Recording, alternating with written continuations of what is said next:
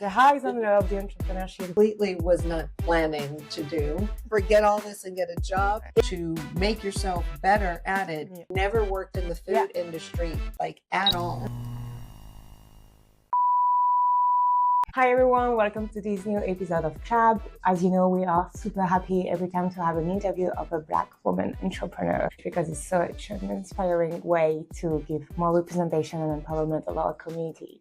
So today we are delighted to have Nekeia Boone with us, the founder of Tudy's Kitchen. So we're going to dive into food, love, work and hustling. But yeah, the highs and lows of the entrepreneurship, but also sharing what it truly is to be a Black woman entrepreneur. So thank you for being here. Thank you for having me.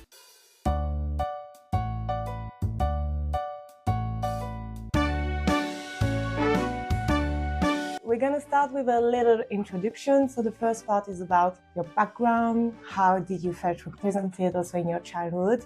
So the first question is really simple. So if you can introduce yourself and what is Tudy's Kitchen all about? Well, thank you again for having me. So yeah, my name is Nekeia. I'm originally from New York City, from a neighborhood that's quite famous called Harlem. Yeah, I grew up there as a child, moved to LA. My family moved to LA when I was young. And then I eventually moved over here to Europe, now here in Spain. And Tudy's Kitchen is an ice cream brand that I started that I completely was not planning to do. But it's a brand that I started during the pandemic in 2021. And Tudy was my grandmother, named it after her because she is someone who meant a lot to our family and really inspired me. That's lovely. We're going to dive into it a little bit more now. So actually, my next question was, what part of your background connects you with food and also cooking? So continuing with Grandma Tudy, she was someone who would just go in the kitchen and would really make magic happen like most Black grandmothers. She didn't have recipes and just would do what she knew how to do. So everything I learned about cooking was from her and from this style. And that's what also later inspired these recipes. Not really intentionally, but it was just, I guess, instinctually. I believe that there's a lot of our culture, our identity that also transmit through food as well. When did you realize that it was actually something bigger for you, that food was actually something that was your heritage and your people that you felt represented through this kind of area? Very good question. I think that as Black people in general, it doesn't seem to matter where we come from. That the kitchen tends to be the heart of our home. That's very true. And it's the place where, whether you had a good day or a bad day or there's an argument in the family, that somehow it seems to get worked out in the kitchen. In the kitchen. And so I think culturally speaking, for sure, that's also why I named the brand Tudy's Kitchen. Yeah. Because in our family, that was the place that we dreamed of, was being in Grandma Tudy's kitchen. Yeah. And it was the place where all of our favorite dishes came from. I like this question because I never thought about that being something, I guess, so culturally specific. I just thought that was how my family does it. Then of course you grow up and then you realize that that's just how we culturally. I'd like to ask you, because we were just talking about our culture and identity through food, is there really a specific memories that serves your relationship with food and with your culture in the way that leads you now to have built Tudy's Kitchen? Well, I guess the fried chicken is what I talk about this a lot when people ask this, and mainly because this chicken is something my family still talks about. My grandma passed away 16 years ago, but we talk about this chicken like we just ate it yesterday. Specific smell, specific taste that you can all relate to. Right. And I guess that's why food is so special, because it doesn't matter how many years or decades pass, that you can kind of close your eyes and be transformed to a place because you remember this very special thing that you ate. So the fried chicken for sure is number one on that list because it means so much to my family. No, I guess it's all of her specials, her sweet potato pie is something that I personally love the most. baked macaroni and cheese, you know. Amazing. Yeah, these are recipes that like she actually didn't even teach me, but I learned because I hung out in this kitchen Yeah. so much. But it's special because, you know, now that she's gone, I'm one of my sister and I can make these dishes. And so, like, it means a lot that I can reproduce something for my mother, for instance, that like her mom made her. And it keeps the spirit alive, Yeah. I feel. Thank you for sharing something so emotional and so close to your heart with us. It all started into this kitchen, and before taking it to an actual business, did you already like, before starting and when you had the idea, felt represented through this food in the general cuisine scene? Did you like felt that there was a lot of Black women, a lot of recipes that you were used to see in your Tudy's kitchen around you when you moved to LA and across Europe and starting to build this business? So, I mean, LA has a pretty large Black population. So, although we didn't live in one, not when we were children. I mean, we moved to a very white suburban town where it was me and maybe like a or two Black people in my classroom. But no, for sure, as an entrepreneur, I mean, Oprah is the only one. And so there wasn't a lot of examples to look to. And although she is an excellent example to look to, she's one of the few and was like the only when I was growing up. And part of that, I guess, is what does inspire me to exist in this space. It feels like everything I've done, I was either the only or few at the first, whether it was a woman, a Black woman, a combination of both. I just kept finding myself in those spaces. And I don't know, at some point it almost felt like, okay, well, maybe this is my purpose or my destiny to keep being in this position. So it feels like a privilege and an honor to step into it. I guess I see it more that way now than thinking about it in the opposite, which is, you know, the fact that it's lonely in this space. There aren't a lot of examples to look to. You kind of have to flip it and just say, well, I'm creating a space. That's right. I will be the example. That's amazing. And thanks for doing it. Because I believe that being the one who dare to do first is really creating the space for the next generation as well after that. So thank you for being a pioneer in what you're doing. In this way, and before we move to the next part, what would you say is Tudy's Kitchen as a brand voice beyond providing ice cream in terms of representation of our culture and community? Yeah, another very good question. Thank you. So, you know, the brand voice, I realize so my background is in advertising and copywriting. And so I created this brand really thinking about what I felt was missing in the world at the time. Like, I love that. You know, like, let's go back to 2021 for a moment. That feels like a gap where like everything shut down and then everything was happening again. But this was during the period where we were still shut down and it was a bit grim as to when that would end. So that has a lot to do with the brand voice and image, because I really wanted to put something out there that made people feel happy, that sparked joy, that basically had all the complete opposite of what we were feeling at that time. So the voice was something that was like inspirational. It was joyful. It was cheerful, playful. I was also finding I was channeling a lot of my own voice into this brand. I didn't realize that really until recently. But a lot of where that went was, it was in the absence of what we didn't have at the time. And you bring also your personality into it also. It's amazing. Yeah, I think that's something possibly all founders do. You don't realize it, but a brand really becomes an extension of you. Definitely. Thank you so much for that.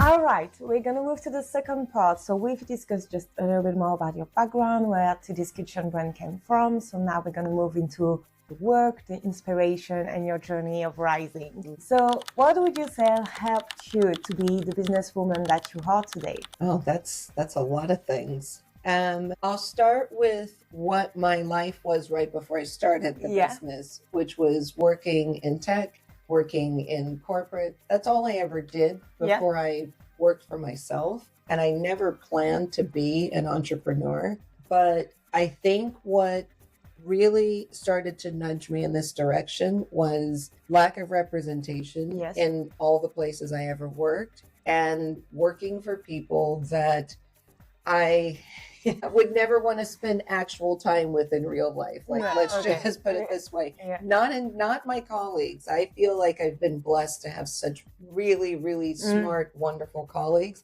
I mean, managers. Yeah. You know, there's nothing worse than having a manager who, you know, is insecure, who doesn't allow you this like opportunity to grow, to expand, because they feel threatened. If you've never had a manager like that, like, you're very lucky.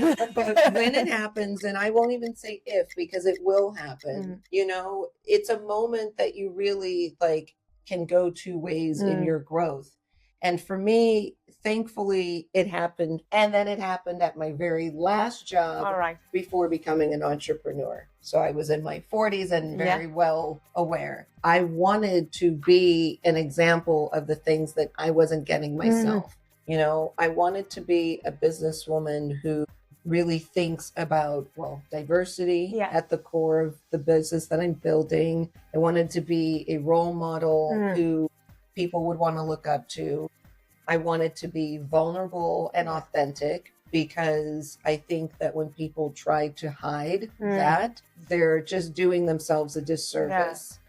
Humans are fragile people who cry sometimes, and it's not a sign of weakness. In fact, it's a strength. But more importantly, like, just being honest about what you feel and who you are. And what it does hurt you at some point. Right. All of that is what makes for a good leader. And that for me is something that I definitely wanted to be conscious about every day that I'm running my own business. Yeah. Well, I believe that your team must be really grateful that you have that kind of like sensitivity, because when you evolve in a corporate world that is not shaped for you, where you can't bloom, when you can't express yourself fully, it's really good that you turned it into creating that space for other people now. So congrats for that. Yeah, thank you. This was a culture that said it encouraged being yourself.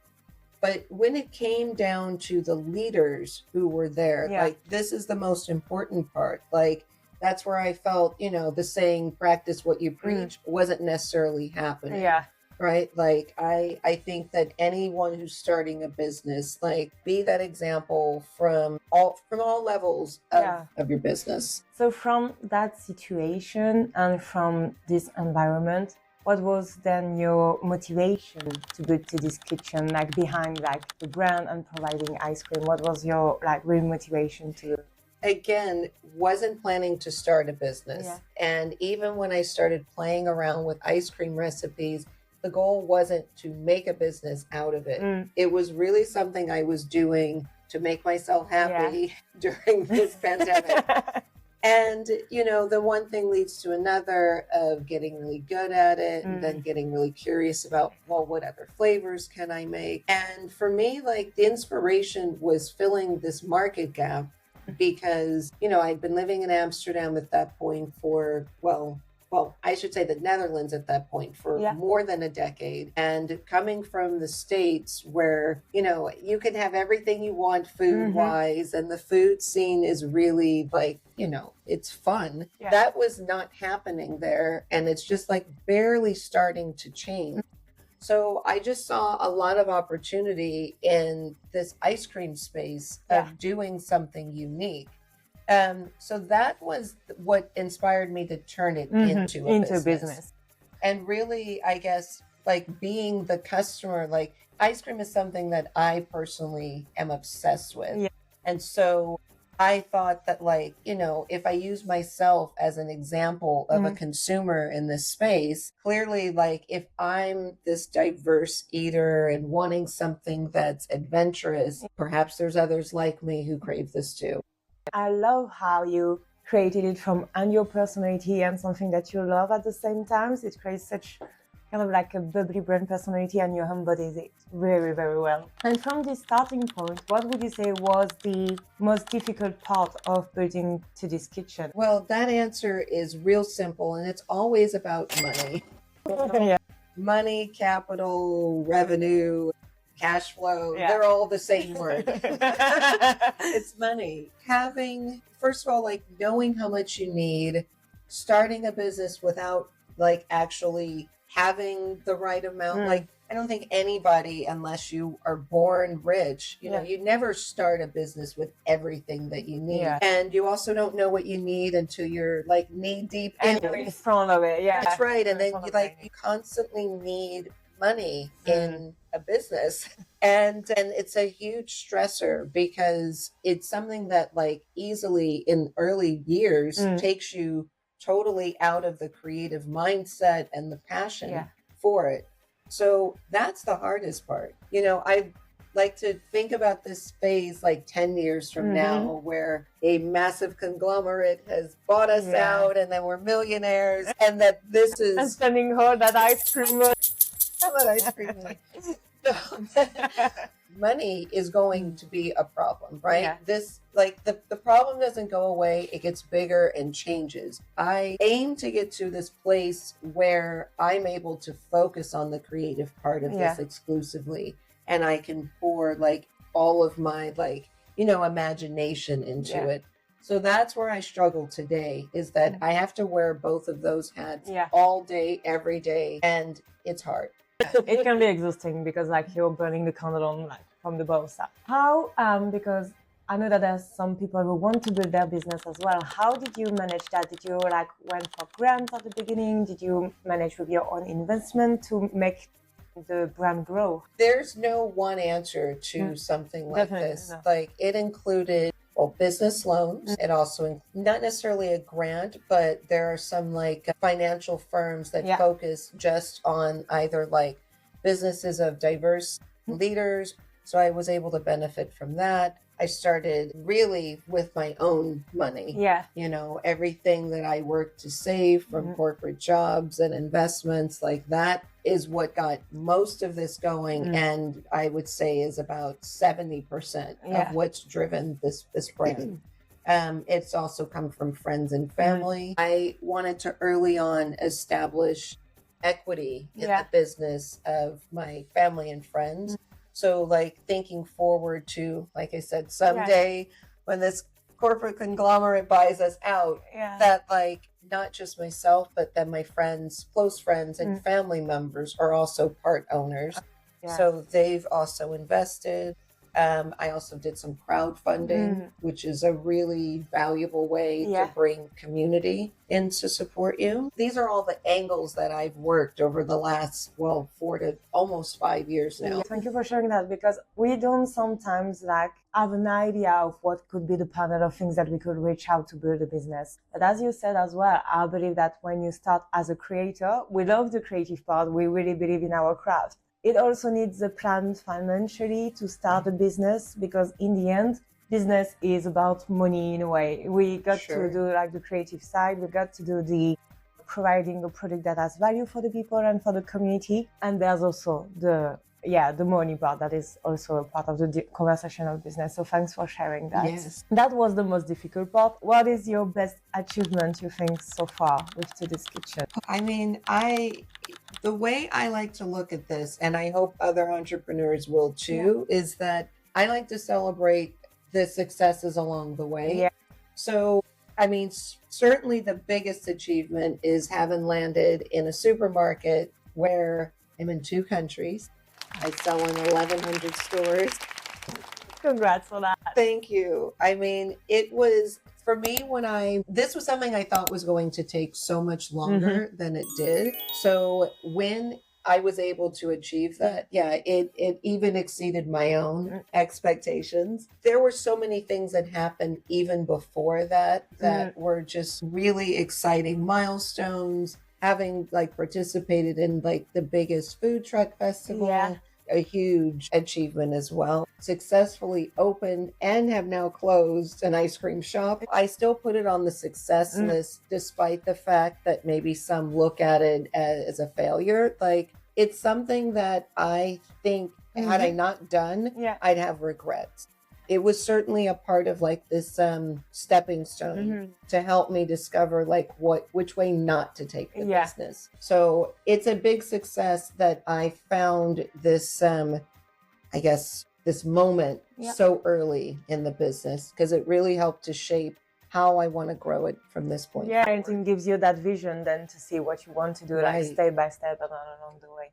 Got to congratulate you as well for the Disney Plus. Yeah, so working with Disney Plus was like something that completely came out of left field. It was a matter of like even searching the inbox because they wrote me twice and the first email went to spam. It's real life, isn't it? Sometimes it's happening. It's real life. It was their Disney Plus's ad agency that reached out to me.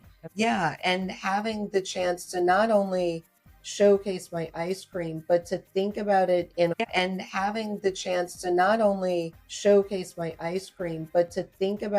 a way where, you know, we had to design it conceptually was to mix both worlds. And not something that honestly I knew anything about. You know, I worked with an amazing team of chefs and hospitality. Amazing, So like this definitely was like a labor of love and like a collective of ideas to pull it together.